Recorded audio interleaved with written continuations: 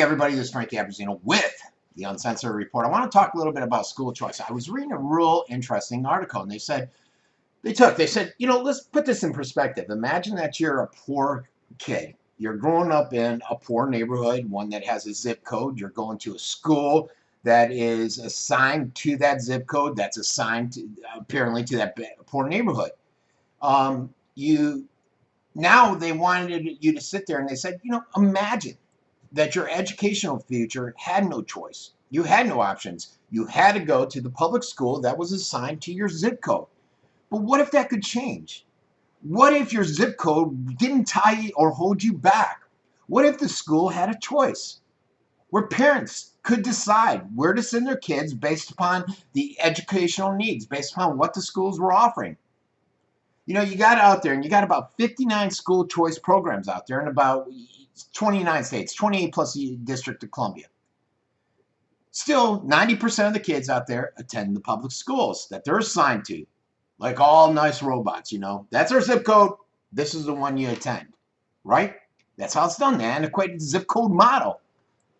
But think about it. What if your parents had choice? What if the kids had choice?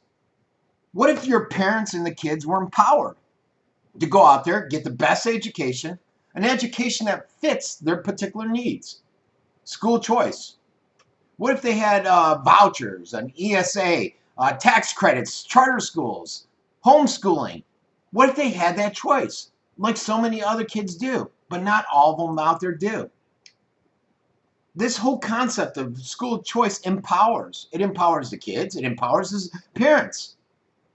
Because you're out there and you're applying your basic, fundamental, capitalist concepts out there, and you got the market principle of competition.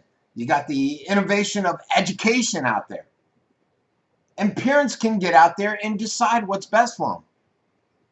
Parents can go look at the graduation rate, see what the student-teacher ratio is. Do they have a strong arts program? Do they have a strong athletic? Here we have Sky Academy, which is a middle school. Kids can go there if they have strong athletic. They focus a lot on exercise. But the parents have that choice. And there's no such dynamic out there in the public school system. And this article sort of compared it to like a socialist system. And it is, because it's a government-ran monopoly out there. There is no competition. There's very little incentive for innovation.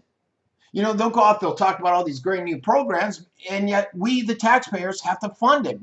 Massive tax funding is needed. Taxes that aren't available. For most of these programs, the taxes are not there. We're having a hard time right now coming up with money to build a new high school. Actually, I think we need 2 in Sarasota County. And that's where this article went out, and the guy opined, the editor, saying basically it's socialistic, these monopolies. And they're established for the convenience. They always try to work towards the convenience of the administrators and the employees, and not the customer, who in this case happens to be the student.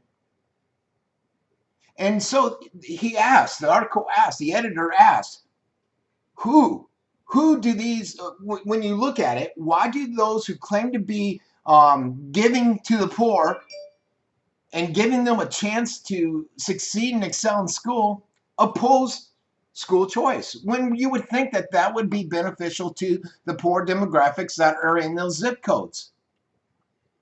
But in reality, as I think most of us know, it has less to do with that and more to do with the teachers and the administrators and who they're controlled by. A lot of times the unions like American Federation of Teachers, they donated, and this may give you a better understanding of why the teachers and administrators are more left-leaning. When you got organizations like the AFT donating $45 million in federal donations to Democrats. And so that gets this cozy relationship. But I'm here to tell you, if you think about school choice puts students first. It puts the student before the bureaucrats, before the politicians.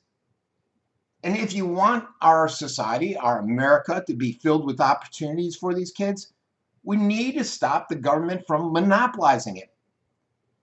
A good example, if you take that whole socialist comparison and just look at what's going on in Venezuela now with government controls.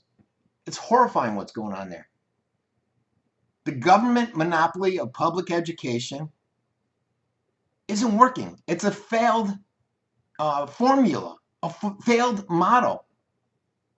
The relationship between teachers and unions is a huge concern. That's bothersome. That's concerning. And what we need to do is, just like any capitalistic society, we need to restore the market principles out there. The market principles and competition to education will make all these schools, and even the public schools, better. We need to restore these market principles. The market principles to education, to giving our parents, to giving the students, not educational bureaucrats, not government, not union bosses, the choice in their children's education. School choice. And we've done something similar like that. And here now where I'm at, you can basically go to another school that's not tied to your zip code. But it's not like that throughout the United States. What say you? This has been Francesco Abbruzzino with the Uncensored Report.